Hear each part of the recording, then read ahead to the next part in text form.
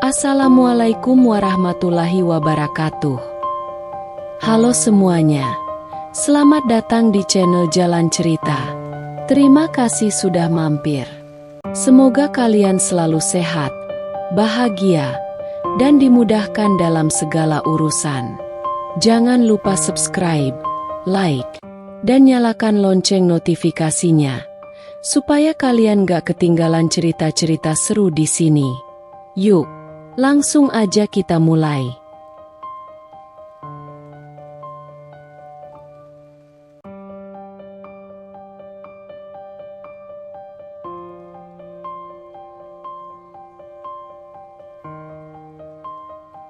Demi membalas dendamku kepada mantan suami yang tega berselingkuh, aku rela bayar pria tampan untuk menikahiku. Saat malam pertama justru aku dibuat syok. Aku berdiri di ambang pintu kamar. Tangan mengepal begitu erat hingga kuku-kuku tajamku hampir menembus telapak tangan. Napasku berat, tapi aku menahannya, menelan amarah yang berkecamuk. Aku menatap mereka dengan senyum dingin, mata berkilat penuh penghinaan. Aku tidak menyangka, suaraku keluar begitu tenang, lebih menyeramkan daripada teriakan. Seorang suami yang katanya mencintaiku, dan seorang pelayan yang kuanggap seperti keluarga. Andre turun dari tempat tidur, menarik celana panjangnya dengan tergesa-gesa. "Elisa, dengarkan aku. Aku bisa menjelaskan." Aku tertawa. Suara tajamku memenuhi ruangan. "Menjelaskan apa? Bahwa kau hanya sekadar mencoba? Atau mungkin Wulan tersandung dan jatuh ke pelukanmu?" Aku melirik Wulan yang masih menunduk, pura-pura tak bersalah. Aku mendekatinya, mencengkeram dagunya kasar dan memaksanya menatapku. "Seberapa banyak uang yang kau dapat untuk menjual diri? Hah?" Dia menggigit bibirnya, mata berkaca-kaca. "Ibu, saya..." "Saya? Kau tidak pantas menyebutku ibu. Kau tidak lebih dari seorang pengkhianat." Aku melepaskannya dengan kasar hingga dia terhuyung ke belakang. Andre melangkah mendekat, berusaha menyentuh bahuku, tapi aku menepisnya dengan jijik. "Jangan sentuh aku," bentakku. "Aku muak melihatmu." "Aku minta maaf, Elisa. Ini hanya satu kali, kebetulan, hilaf." Aku menyeringai. Tidak ada yang kebetulan dalam perselingkuhan. "Andre, kau memilih untuk menghancurkan keluarga ini." Dia terdiam. Mungkin sadar bahwa tidak ada gunanya berbohong lagi. Aku menarik napas panjang, menenangkan diri. Aku tidak akan menangis. Tidak di depan mereka. Tidak di saat ini. Aku tidak akan berteriak atau mengusirmu sekarang.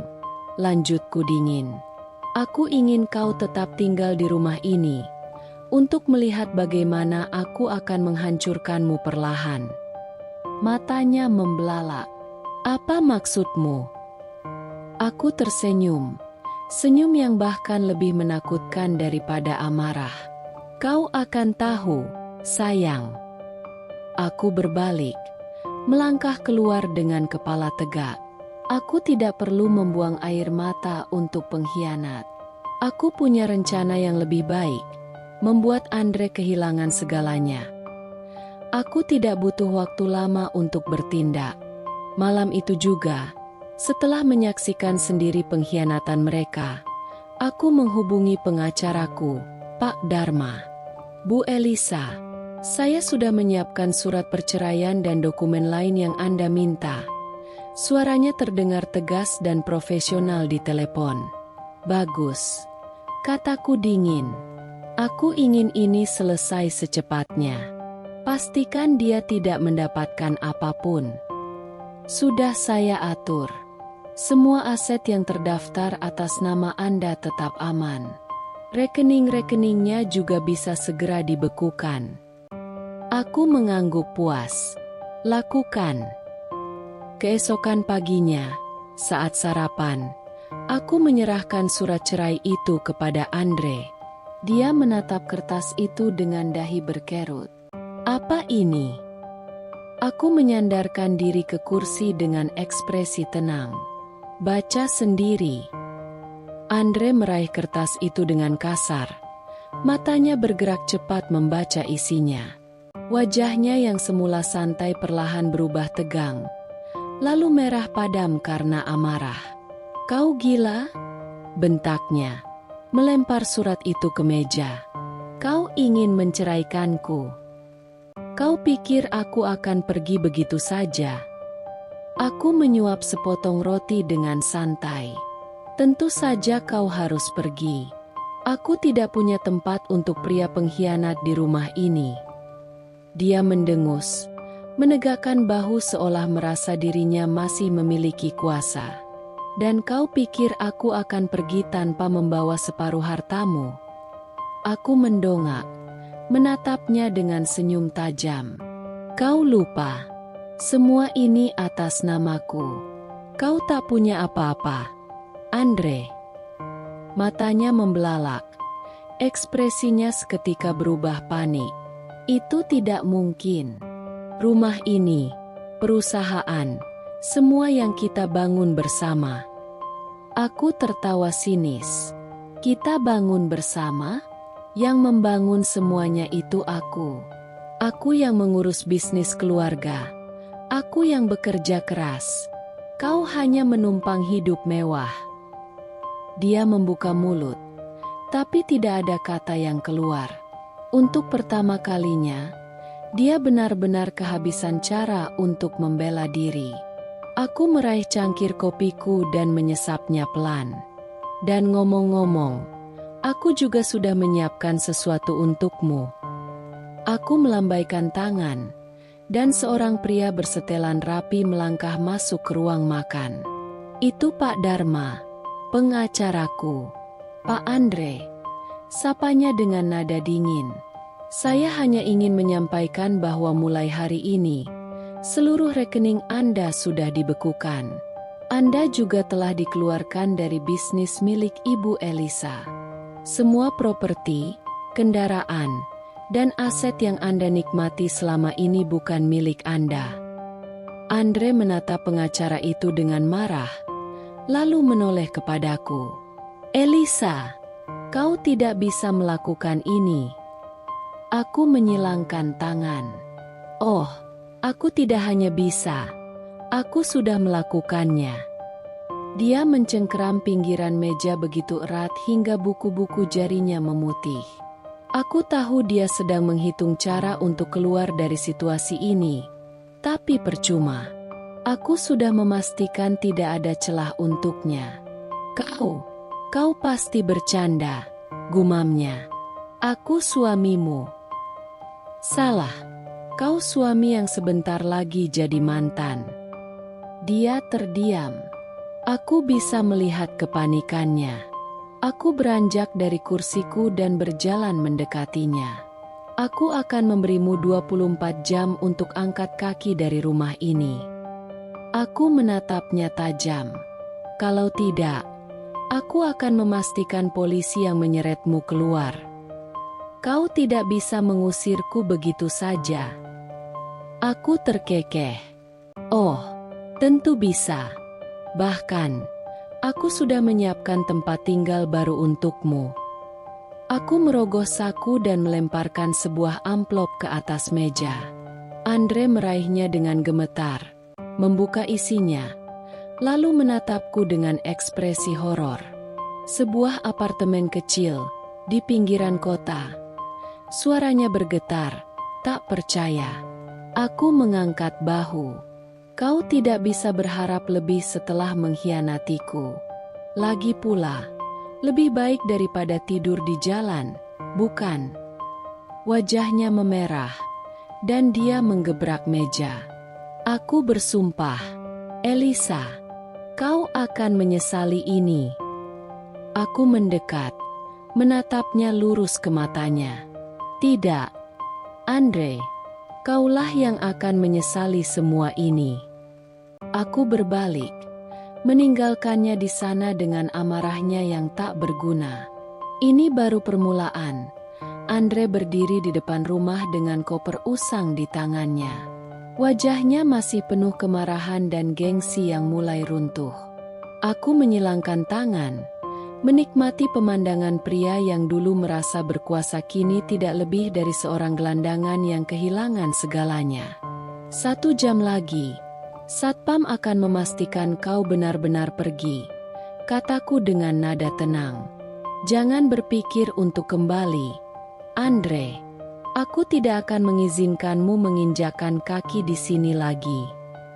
Dia menatapku dengan tatapan penuh kebencian, tapi aku bisa melihat kegelisahan di matanya. Tanpa berkata apa-apa, dia menyeret kopernya pergi, meninggalkan rumah megah yang selama ini dia tinggali dengan nyaman. Aku tidak menatapnya terlalu lama. Aku punya hal yang lebih menyenangkan untuk dilakukan. Menyaksikan kehancurannya dari jauh. Hidup tanpa kemewahan. Minggu pertama setelah perceraianku dengan Andre adalah awal kejatuhannya. Aku mendengar kabar bahwa dia pindah ke apartemen kecil di pinggiran kota, tempat yang bahkan tidak layak untuk disebut rumah oleh standar kehidupannya yang dulu. Di sana, dia hidup jauh dari kemewahan. Tidak ada pelayan yang melayaninya. Tidak ada mobil mewah yang siap mengantarnya kemanapun. Tidak ada uang melimpah untuk dihamburkan. Dan lebih buruknya lagi, tidak ada Wulan. Aku sudah menduga hal ini sejak awal. Wulan hanya perempuan licik yang haus kenyamanan. Dia tidak mencintai Andre. Dia hanya mencintai kehidupan yang dia tawarkan saat masih menjadi suamiku. Aku mengirim seseorang untuk memantau mereka. Beberapa hari setelah Andre kehilangan segalanya, Wulan mulai menunjukkan tanda-tanda gelisah. Dia bukan lagi pelayan yang patuh dan manis. Kini dia adalah wanita yang marah dan kecewa. "Mas, aku tidak bisa hidup seperti ini," keluhnya pada Andre, seperti yang dilaporkan oleh orang yang kupekerjakan. "Ini hanya sementara, sayang. Aku akan mencari cara untuk bangkit," jawab Andre, meskipun nada suaranya lebih terdengar seperti meyakinkan dirinya sendiri daripada meyakinkan Wulan. Tapi aku tahu, dan Wulan pun tahu, bahwa dia tidak akan pernah bangkit lagi. Pengkhianat yang ditinggalkan. Seminggu setelahnya, aku akhirnya mendapat kabar yang paling kunantikan. Wulan, yang dulu berani merebut suamiku, kini sudah tidak tahan lagi.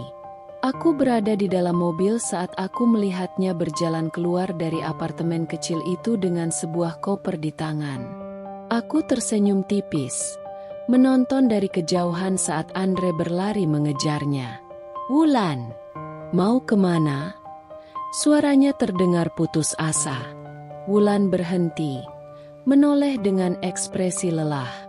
"Maaf, Mas. Aku nggak bisa hidup miskin seperti ini." Aku hampir tertawa mendengar kalimat itu. "Oh, ironis sekali. Jadi kau meninggalkanku?" Suara Andre bergetar. Gengsinya hancur di depan mataku. Wulan menghela napas, lalu mengangkat bahu.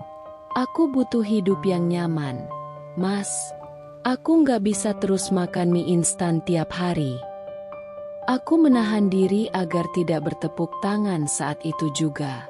Andre mencoba memegang tangannya, tetapi Wulan dengan cepat menepisnya. "Aku harus pergi." Dan begitu saja, Wulan melangkah pergi, meninggalkan pria yang dulu dengan bangga mengkhianatiku demi dirinya. Aku menyandarkan diri ke kursi mobil, menyaksikan semuanya dengan kepuasan yang sulit diungkapkan dengan kata-kata. Dulu aku menangis karena dikhianati. Sekarang, akulah yang tertawa melihat karma bekerja dengan sempurna. Aku menarik napas panjang, mengeluarkan ponsel, lalu mengirim pesan singkat kepada orang kepercayaanku. Pastikan tidak ada satupun perusahaan yang mau mempekerjakan Andre. Aku ingin dia merasakan kehancuran yang lebih dalam. Membuat Andre miskin saja tidak cukup. Aku ingin lebih. Aku ingin dia menderita. Aku ingin dia melihatku hidup bahagia. Lebih bahagia daripada saat bersamanya. Aku ingin dia tahu bahwa dia bukan hanya kehilangan hartanya, tapi juga kehilangan aku, wanita yang seharusnya dia pertahankan. Malam itu, aku duduk di depan laptop, menelusuri media sosial. Aku mencari seseorang yang sempurna. Seseorang yang akan membuat Andre terbakar dalam api kecemburuan. Dan disitulah aku menemukan Adrian. Pria yang sempurna untuk balas dendam. Adrian adalah pria dengan wajah tampan, rahang tegas, dan mata tajam yang memancarkan wibawa. Dari foto-fotonya, aku tahu dia bukan sekadar pria biasa. Dia memiliki gaya hidup berkelas, setelan jas mahal, mobil sport, liburan di tempat eksklusif. Seseorang yang akan membuat Andre merasa kecil dan tak berarti. Aku mulai menyusun rencana. Aku mengikuti akunnya, memberi beberapa like di foto-fotonya, dan tak butuh waktu lama sebelum dia membalas dengan mengikuti akunku juga. Bagus, ini akan lebih mudah dari yang kukira. Aku mengirim pesan pertama, memulai percakapan dengan santai. Elisa, aku tidak biasanya memulai percakapan lebih dulu, tapi aku harus bilang, kamu terlihat sangat menarik. Butuh beberapa menit sebelum dia membalas. Adrian, oh? Itu pujian atau cara halus untuk menarik perhatianku? Wajah dengan sebelah mata mengedip. Aku tersenyum puas. Dia langsung masuk ke dalam permainanku. Percakapan kami berlanjut hingga larut malam. Adrian ternyata bukan hanya pria tampan dengan kekayaan berlimpah, tapi juga pintar, humoris, dan tahu cara berbicara dengan wanita. Aku tahu sejak saat itu, dia adalah pria yang tepat untuk misi ini. Pertemuan yang disengaja. Aku sengaja memilih restoran mewah untuk pertemuan pertama kami. Aku ingin memastikan bahwa ketika kabar tentangku dan Adrian mulai menyebar, Andre akan mendengarnya. Saat aku tiba, Adrian sudah menungguku di meja dengan segelas wine di tangannya. Elisa, katanya dengan senyum menggoda, berdiri untuk menyambutku. Kau lebih cantik dari yang aku bayangkan. Aku tersenyum manis, membiarkan dia mencium punggung tanganku.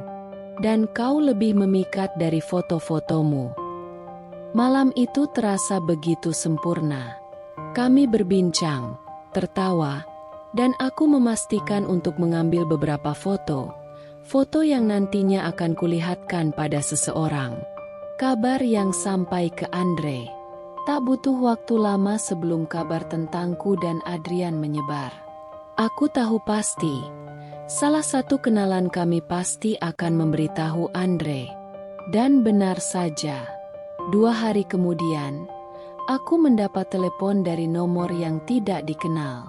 Elisa, suara Andre terdengar kasar di telepon. Siapa pria itu? Aku terkekeh pelan, pura-pura bingung. Pria yang mana? Jangan main-main denganku.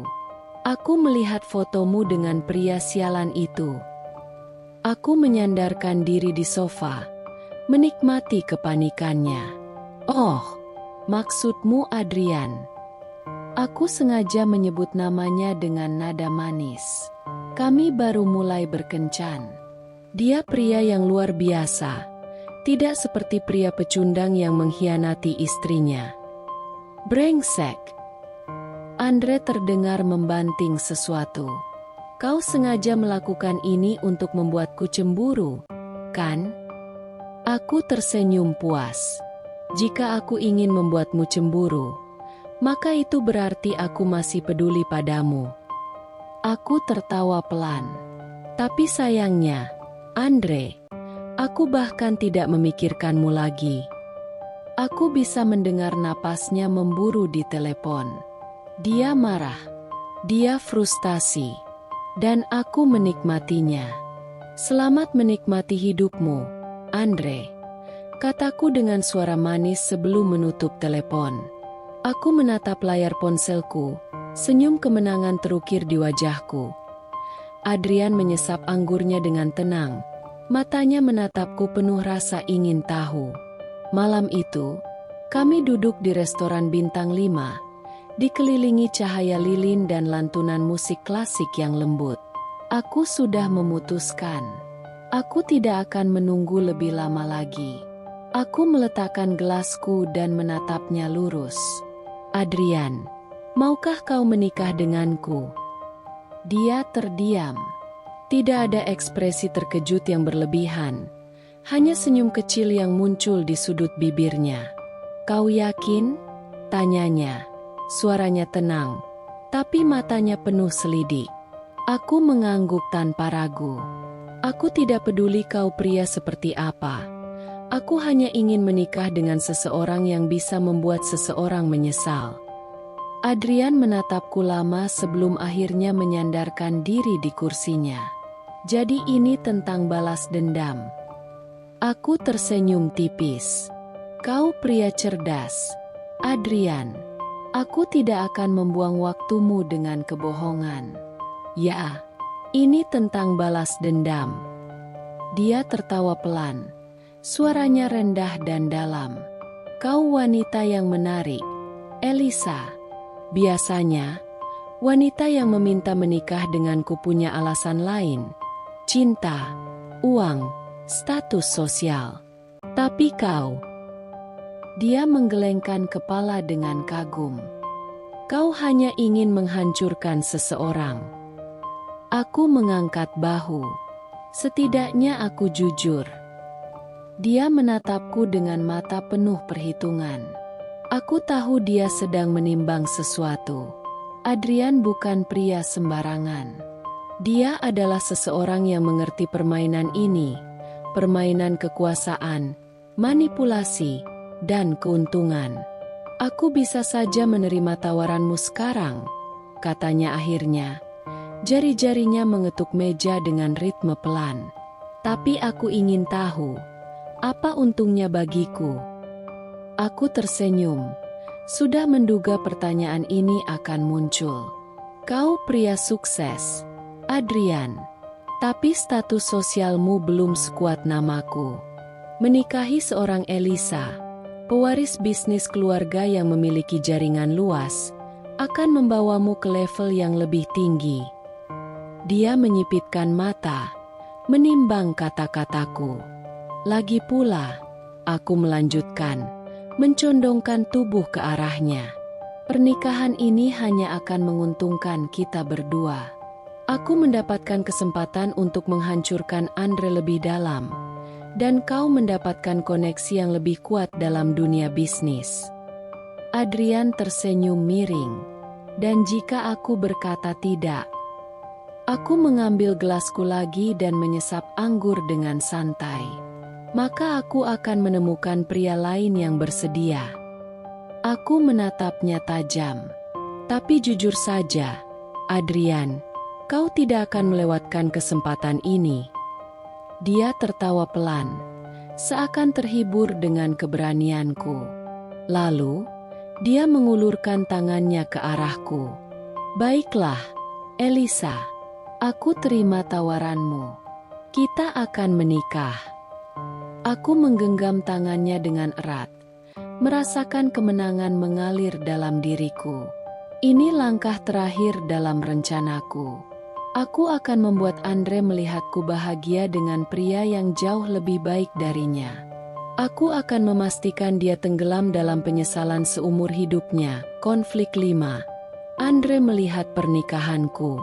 Hari itu datang lebih cepat dari yang kuduga. Pernikahanku dan Adrian menjadi acara besar. Sebuah perayaan yang tidak hanya menyatukan dua insan, tetapi juga menjadi tamparan keras bagi seseorang di masa laluku. Gedung pernikahan didekorasi dengan bunga-bunga putih yang elegan. Lantai marmer berkilauan di bawah sorotan lampu kristal, dan para tamu undangan datang dengan gaun serta jas terbaik mereka. Media pun hadir, mengabadikan setiap momen. Ini bukan sekadar pesta pernikahan. Ini adalah pernyataan bahwa aku menang. Saat aku berjalan menuju altar, tanganku menggenggam erat lengan Adrian.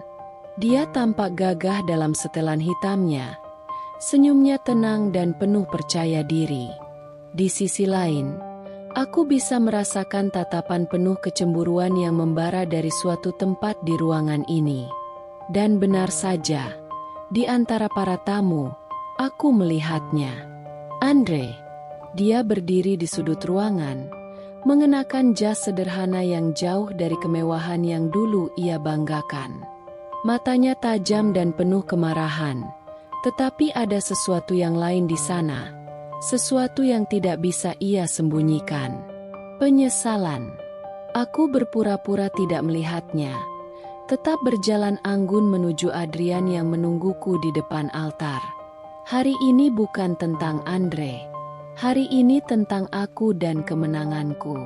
Pertemuan di luar acara.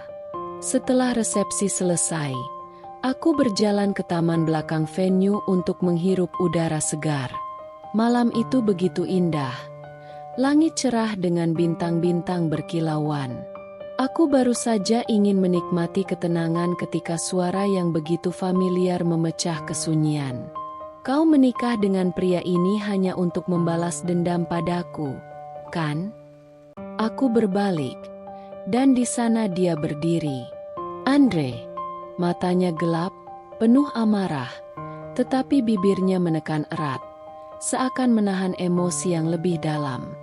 Aku tersenyum tipis, lalu menatapnya dari ujung kepala hingga kaki. Dulu dia berdiri penuh percaya diri, merasa berkuasa. Sekarang, dia hanya pria yang kehilangan segalanya. Apa urusannya denganmu? Aku bertanya dengan nada ringan, seolah aku benar-benar tidak peduli. Dia tertawa pahit, melangkah lebih dekat. Kau benar-benar melakukannya, ya? Kau menikahi pria lain hanya untuk membuatku menderita. Aku menatapnya tanpa berkedip. Apa yang membuatmu berpikir bahwa aku masih cukup peduli untuk melakukan sesuatu demi dirimu? Aku melihat rahangnya mengeras. Dia berusaha menjaga harga dirinya, tetapi aku tahu, aku sudah menang. Kau tidak mencintainya, kata Andre. Suaranya lebih rendah sekarang, lebih putus asa. Aku tahu kau, Elisa. Kau hanya ingin membuatku cemburu. Aku mendekat, cukup dekat hingga aku bisa merasakan ketegangan di antara kami. Apa kau tahu yang paling menyenangkan dari semua ini, Andre? Aku berbisik, membiarkan kata-kataku menusuk lebih dalam. Aku bahkan tidak perlu berusaha keras untuk membuatmu cemburu. Kau datang ke sini sendiri, melihatku bahagia sendiri, dan membiarkan dirimu tersiksa sendiri. Aku bisa melihat napasnya memburu, tangannya mengepal. Tapi terlambat, Andre. Aku menambahkan dengan suara lembut, penuh kepuasan. Kau sudah kehilangan aku, dan aku tidak akan pernah kembali. Aku berbalik, meninggalkannya dalam diam. Aku tidak perlu mendengar apapun lagi. Aku pikir ini hanya pernikahan penuh strategi, sebuah permainan untuk menghancurkan Andre dan membuatnya menyesal. Aku tidak pernah menganggapnya lebih dari itu. Namun, malam ini, di dalam kamar pengantin yang mewah dengan lampu redup dan aroma mawar memenuhi ruangan, ada sesuatu yang berubah. Aku duduk di tepi ranjang, mengenakan gaun tidur sutra berwarna champagne. Di seberangku, Adrian berdiri dengan tatapan yang sulit diartikan. Lisa. Suaranya terdengar lebih dalam dari biasanya. Kau tahu siapa aku sebenarnya? Aku mengernyit. Apa maksudmu? Tanpa berkata apa-apa, dia berjalan ke meja kecil di dekat tempat tidur, mengambil sebuah map berisi dokumen, lalu menyerahkannya padaku. Aku membukanya dengan alis berkerut, membaca lembar demi lembar, dan mataku membesar. Adrian bukan pria biasa. Aku selalu berpikir bahwa dia hanyalah pria kaya dengan selera hidup mewah, seseorang yang cocok untuk menjadi alat balas dendamku. Tapi yang tidak aku sadari adalah, dia jauh lebih kaya dariku. Aku membaca lebih dalam. Namanya terhubung dengan jaringan bisnis global, perusahaan besar yang bahkan melampaui kekayaan keluargaku. Aku menatapnya dengan napas tercekat. Kau? Dia menyeringai. Ya, Lisa. Aku bukan hanya pria yang kau pilih untuk membuat mantan suamimu cemburu. Aku menelan ludah. Untuk pertama kalinya sejak memulai permainan ini, aku merasa aku yang sedang dimainkan. Apa ini artinya, kau juga punya agenda sendiri? Tanyaku hati-hati. Adrian berjalan mendekat, menatapku dengan sorot tajam yang membuatku merinding. Kau pikir hanya kau yang bisa bermain game ini? Katanya pelan. Kau memilihku karena kau pikir aku cocok untuk rencanamu. Tapi aku menerima tawaranmu karena aku juga punya tujuanku sendiri. Aku terdiam. Perasaan aneh menjalar di dadaku. Apa tujuanmu? Bisikku. Dia tersenyum. Senyum penuh misteri. Kau akan mengetahuinya pada waktunya.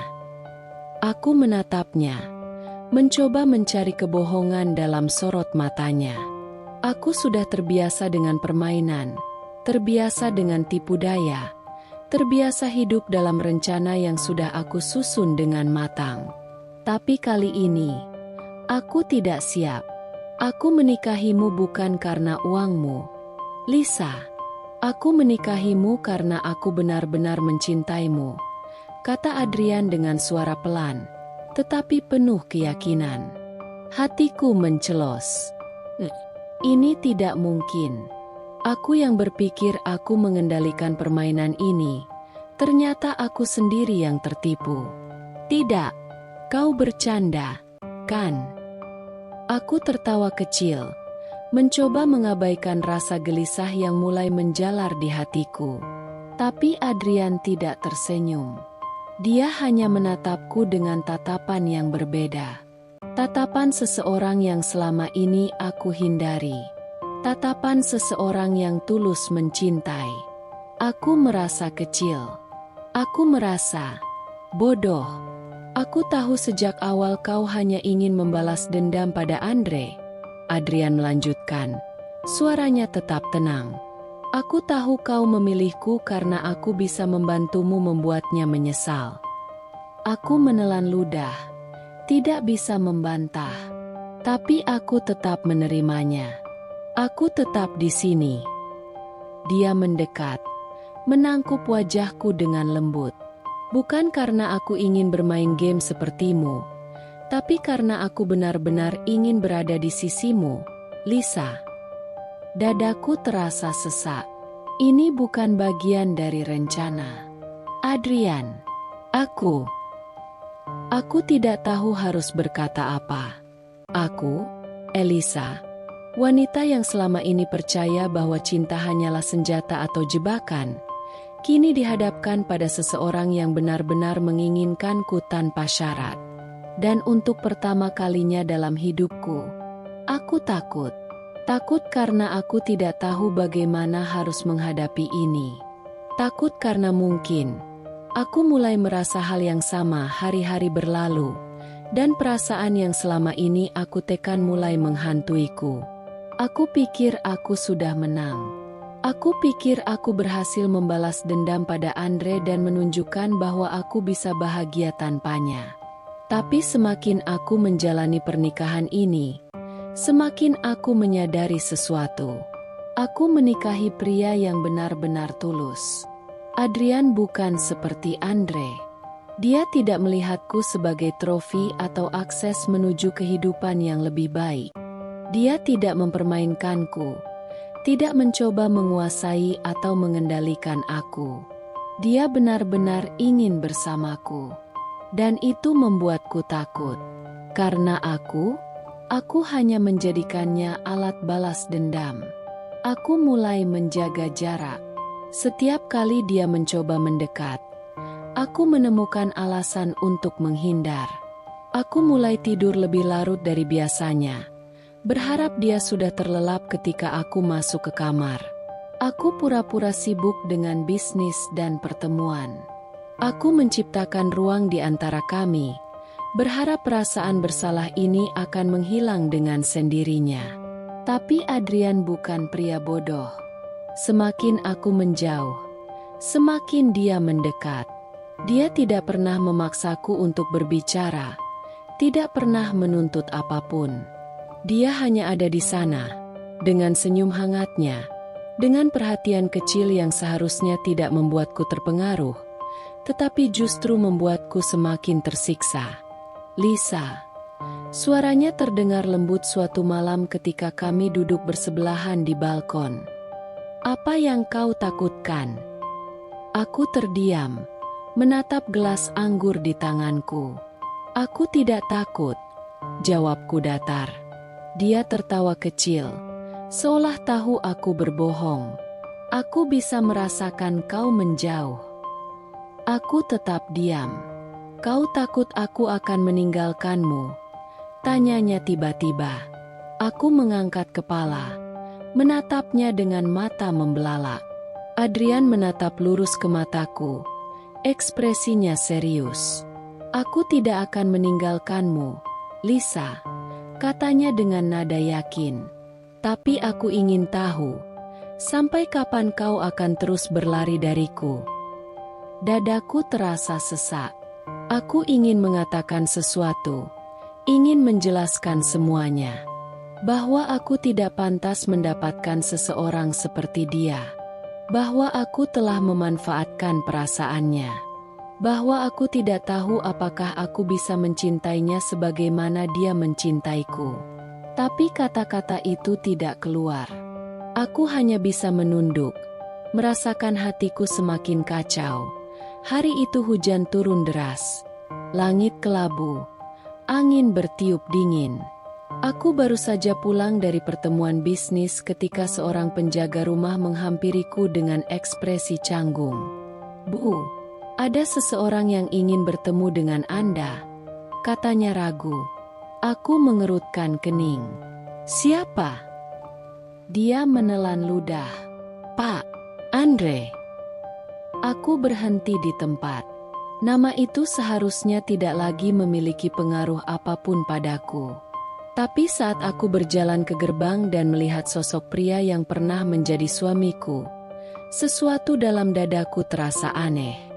Bukan sakit, bukan marah, hanya kosong.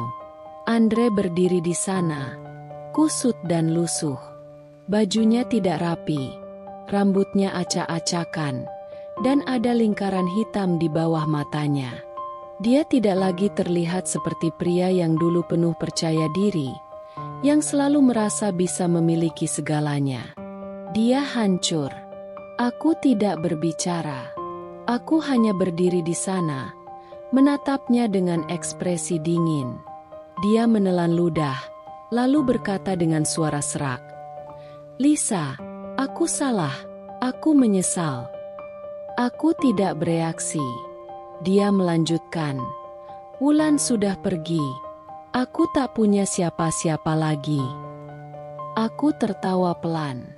Ah, tentu saja. Aku sudah mendengar kabar itu sebelumnya. Wulan meninggalkannya begitu uangnya habis. Begitu kenyataan memukul bahwa Andre bukan siapa-siapa tanpa kekayaanku. Dan sekarang, dia datang padaku. Aku menyilangkan tangan, menatapnya tanpa emosi. Jadi, aku mengangkat alis. Aku harus peduli. Dia terdiam. Aku bisa melihat wajahnya berubah. Dari penuh harapan menjadi penuh putus asa. Lisa, aku mencintaimu. Aku sadar sekarang, kaulah satu-satunya yang benar-benar peduli padaku. Katanya, suaranya gemetar. Kumohon, beri aku kesempatan kedua. Aku menatapnya lama. 5 tahun lalu, aku mungkin akan menangis. Aku mungkin akan berlutut, meminta penjelasan, bertanya kenapa dia mengkhianatiku. Aku mungkin akan merasa sakit hati mendengar pengakuan itu. Tapi sekarang, aku hanya merasa jijik. Aku tersenyum kecil, lalu berkata pelan, "Kau sadar sesuatu, Andre?" Dia menatapku dengan mata penuh harapan. Aku mendekat sedikit, lalu berbisik tepat di telinganya. "Aku sudah lama berhenti peduli padamu." Aku menarik diri, menatap matanya yang membulat. Lalu, tanpa menunggu reaksinya, aku berbalik dan berjalan pergi. Andre berdiri di depanku, basah kuyup oleh hujan yang terus turun. Dia gemetar, entah karena dingin atau karena rasa putus asa yang semakin menghimpitnya. "Aku ingin kita bersama lagi, Lisa," katanya. Suaranya penuh harapan. Aku sadar aku bodoh meninggalkanmu. Aku menatapnya lama, lalu tertawa. Tertawa sinis. "Lucu sekali, Andre," aku berkata, melipat tangan di dadaku. "Kau pikir aku mau kembali padamu?" Dia menatapku, wajahnya penuh kesedihan. "Lisa, aku mencintaimu."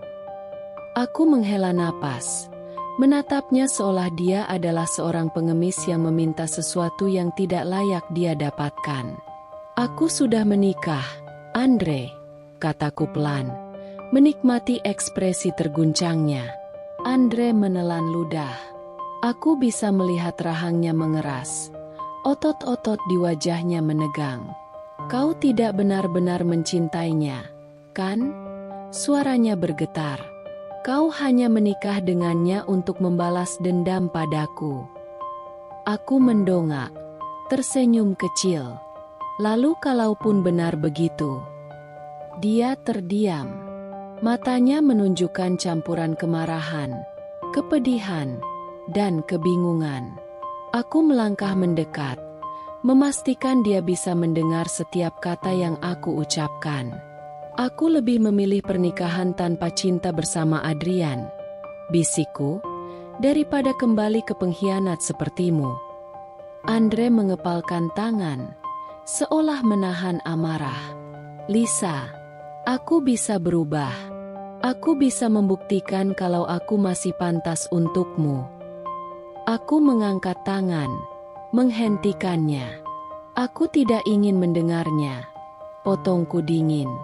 "Kau hanya kembali karena kau tidak punya pilihan lain.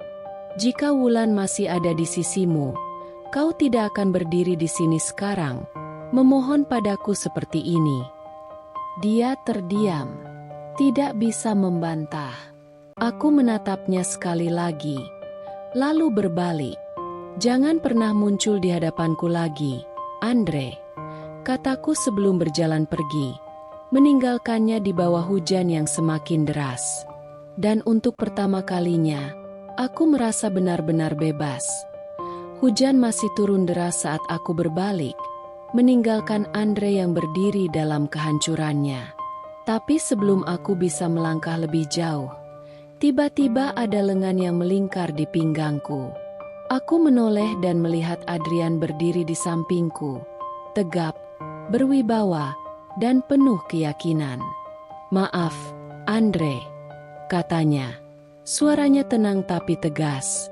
"Elisa sudah menjadi istriku sekarang. Dia tidak butuh pria sepertimu lagi." Aku merasakan tubuhku menegang sejenak di dalam pelukannya, bukan karena tidak nyaman, tapi karena perasaan aneh yang muncul dalam diriku. Aku menatap wajah Adrian. Dia tidak terlihat marah, tidak terlihat terganggu. Dia hanya melindungiku. Dan itu cukup. Aku mengalihkan pandangan ke Andre, yang kini wajahnya benar-benar hancur. Matanya dipenuhi keputusasaan dan kemarahan yang bercampur menjadi satu. Dia menatap Adrian, lalu aku, seolah mencoba mencari celah untuk melawan. "Lisa," suaranya melemah, hampir berbisik. "Kau tidak sungguh-sungguh mencintainya, kan?" Aku tersenyum tipis. Aku bahkan tidak perlu menjawab.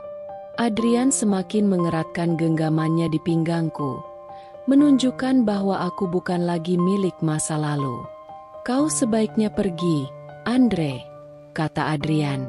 Tetap tenang, tapi ada bahaya dalam suaranya.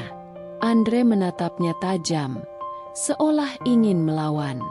Tapi aku tahu dia tidak akan menang melawan seseorang seperti Adrian. Dia akhirnya menundukkan kepala, menggertakkan giginya, lalu berbalik pergi tanpa berkata apa-apa lagi.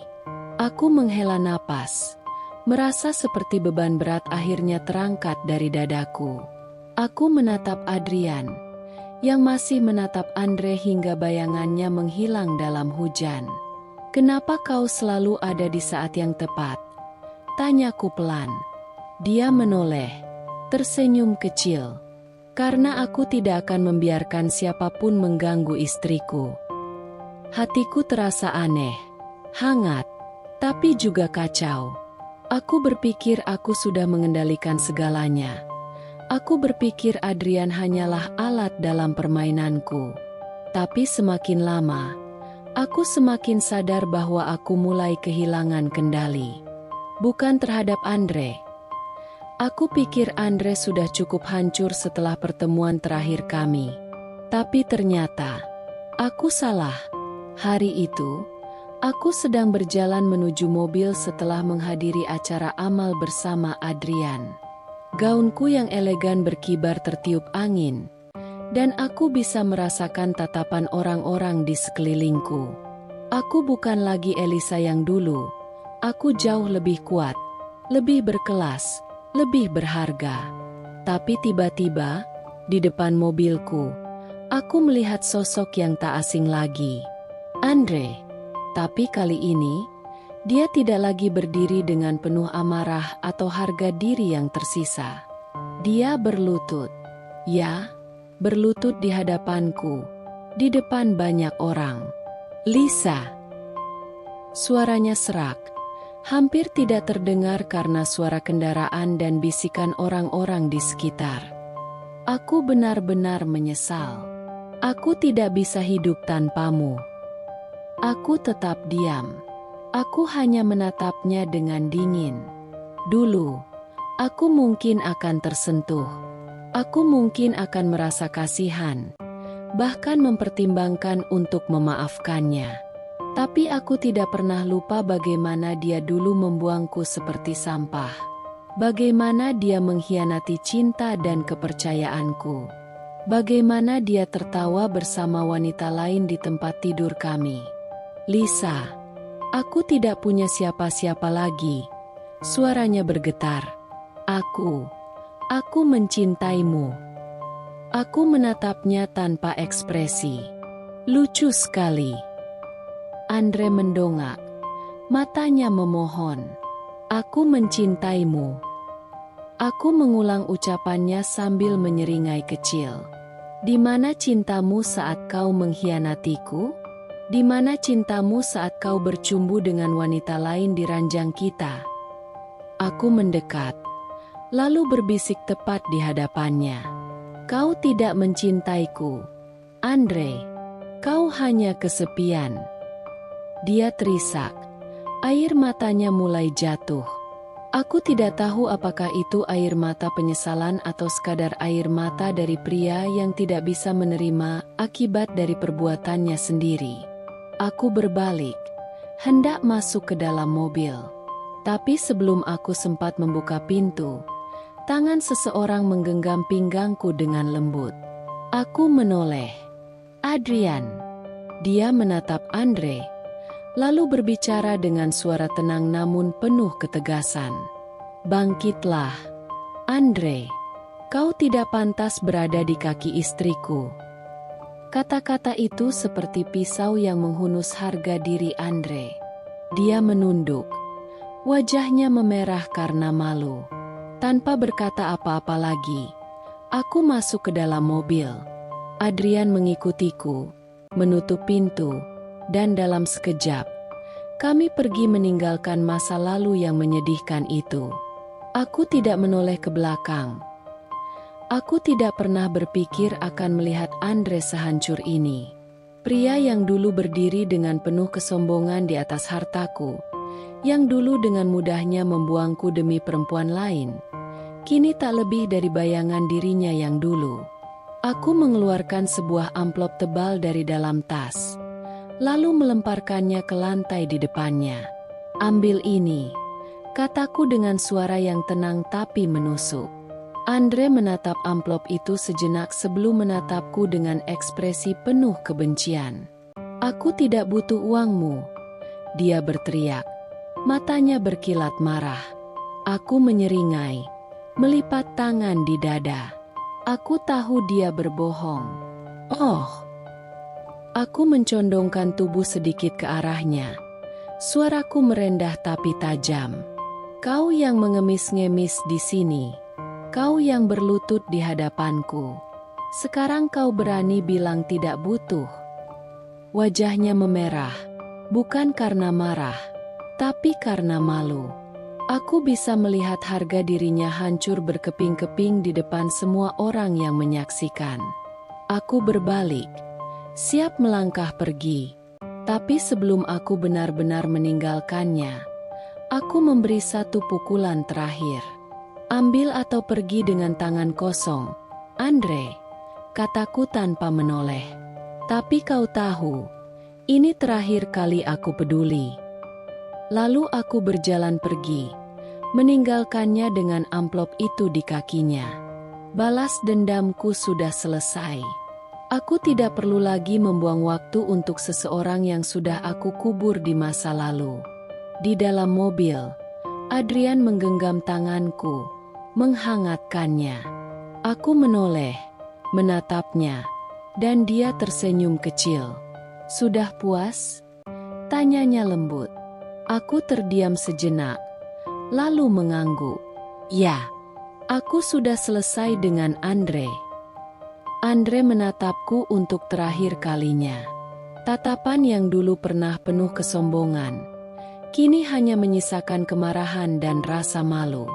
Tanpa berkata apa-apa lagi, dia meraih amplop yang tadi kulempar ke lantai, menggenggamnya erat seolah itu adalah sisa-sisa harga dirinya yang tersisa. Lalu, dengan langkah gontai, dia pergi. Aku tidak menghentikannya. Aku tidak perlu lagi membuang waktu atau emosi untuk seseorang yang sudah tidak ada artinya dalam hidupku. Aku menatap punggungnya yang menjauh. Hujan yang turun membasahi tubuhnya, seolah alam pun turut menghakiminya. Tidak ada lagi Andre yang sombong. Tidak ada lagi Andre yang merasa lebih kuat dariku. Yang tersisa hanyalah seorang pria yang kehilangan segalanya. Aku menarik napas panjang dan menghembuskannya perlahan. Aku menang. Aku merasakan tangan Adrian menggenggam jemariku, menyalurkan kehangatan yang nyata dan tulus. Aku menoleh, dan dia tersenyum padaku. Senyum yang bukan sekadar kemenangan, tapi juga janji akan masa depan yang lebih baik. Tanpa perlu melihat ke belakang lagi, aku melangkah pergi bersama Adrian, meninggalkan masa lalu yang tidak pantas untukku. Malam itu, angin berembus lembut di balkon rumah kami. Aku berdiri di sana, menatap gemerlap lampu kota yang berpendar di kejauhan. Tapi pikiranku melayang, terjebak dalam lautan keraguan. Adrian berjalan mendekat, menyandarkan tangannya di pagar balkon. Aku bisa merasakan kehangatannya, kehadirannya yang selalu membuatku merasa aman. Tapi di dalam hatiku, ada suara kecil yang terus berbisik. Aku tidak pantas untukmu, kataku lirih. Nyaris tak terdengar. Adrian menoleh, menatapku dengan mata yang begitu teduh. Mata yang tidak menilai, tidak menghakimi, hanya menerima. Dia tersenyum, lalu menarikku ke dalam pelukannya. Dan untuk pertama kalinya, aku tidak menolak. Aku membiarkan diriku larut dalam kehangatannya, dalam debaran jantungnya yang tenang. "Lisa," bisiknya lembut. "Aku tidak peduli dengan masa lalumu. Aku hanya peduli pada masa depan kita." Hatiku mencelos. Aku sudah menghabiskan begitu banyak waktu untuk balas dendam, untuk membuktikan sesuatu. Tapi aku lupa bahwa kebahagiaan tidak datang dari melihat seseorang menderita. Kebahagiaan datang dari orang yang tetap memilih kita, meskipun mereka tahu luka-luka kita. Aku menatap wajahnya, mencari tanda-tanda keraguan. Tapi yang kutemukan hanyalah ketulusan yang tak tergoyahkan. Aku berdiri di depan cermin, menatap bayangan diriku sendiri. Wanita yang kulihat di sana bukan lagi Elisa yang dulu, bukan lagi istri yang tersakiti, bukan lagi perempuan yang merasa dihancurkan oleh pengkhianatan. Aku, Elisa, telah melalui begitu banyak luka, pengkhianatan, dan dendam. Aku pernah berpikir bahwa satu-satunya cara untuk membalas Andre adalah dengan membuatnya jatuh miskin dan melihatnya menderita. Dan memang, aku berhasil. Aku melihatnya hancur. Aku melihatnya ditinggalkan oleh wanita yang dulu dia pilih di atasku. Aku menyaksikan dia kehilangan segalanya. Tapi kenapa? Hatiku tetap merasa kosong. Adrian masuk ke dalam kamar, menatapku dengan sorot mata yang penuh perhatian. Dia berjalan mendekat, lalu menyentuh bahuku lembut. "Kau masih memikirkan Andre?" tanyanya. Aku menghela napas, lalu menggeleng. "Bukan, aku hanya berpikir, apakah semua ini benar-benar sepadan?" Adrian tersenyum kecil, lalu membimbingku duduk di tepi ranjang. Dendam selalu terasa manis di awal, Lisa. Tapi pada akhirnya, yang membuat kita benar-benar bahagia bukanlah melihat orang lain menderita, melainkan menemukan kedamaian dalam diri sendiri. Aku menatapnya. Lalu kenapa aku tetap merasa ada sesuatu yang kurang? Adrian mengusap punggung tanganku. "Karena kau masih melihat kebahagiaanmu sebagai hasil dari balas dendam. Tapi kebahagiaan sejati bukan datang dari orang lain, Lisa. Itu datang dari dirimu sendiri." Aku terdiam. Kata-katanya begitu sederhana, tetapi mengena. Aku melihat Andre hancur. Aku melihatnya memohon, kehilangan segalanya. Aku sudah memenangkan perang ini. Tapi aku juga belajar satu hal. Balas dendam tidak selalu menjadi sumber kebahagiaan sejati. Aku menarik napas dalam, mencoba meresapi semuanya. "Adrian, apa kau benar-benar mencintaiku?" tanyaku tiba-tiba. Dia menatapku tajam, lalu tersenyum. "Aku sudah memberitahumu berkali-kali, kan? Tapi aku bukan wanita yang sempurna. Aku menikahimu dengan niat yang salah. Aku ingin membuat Andre cemburu. Aku ingin membalas dendam." Adrian terkekeh, lalu meraih tanganku. "Lisa, cinta bukan tentang bagaimana kita memulainya. Yang penting adalah bagaimana kita menjalaninya. Kau mungkin menikahiku dengan alasan yang salah, tapi aku mencintaimu dengan alasan yang benar." Hatiku menghangat. Aku menggigit bibir, menunduk, lalu mengangguk pelan. Aku juga belajar bahwa harga diriku tidak ditentukan oleh pengkhianatan seseorang. Aku dulu merasa rendah diri setelah diselingkuhi, tetapi Adrian membuktikan bahwa ada orang yang bisa mencintaiku tanpa melihat masa laluku. Aku mendongak dan menatapnya lekat. "Terima kasih, Adrian." Dia tersenyum, lalu mengecup keningku lembut. Sekarang, aku menjalani hidup dengan hati yang lebih tenang. Aku memiliki suami yang mencintaiku bukan karena hartaku, tetapi karena diriku apa adanya. Aku tidak lagi menyimpan dendam, karena yang terbaik bukanlah membalas, melainkan menjadi lebih bahagia daripada mereka yang pernah meremehkanku. Dan yang paling penting, aku belajar bahwa wanita bukan makhluk lemah. Ketika dikhianati, kita bisa memilih untuk hancur atau bangkit lebih kuat. Aku memilih yang kedua. Aku menatap Adrian dan tersenyum. Akhirnya, aku menang. Karena kemenangan terbaik bukanlah menghancurkan orang lain, tetapi membuktikan bahwa tanpa mereka, kita bisa hidup lebih baik dan lebih bahagia.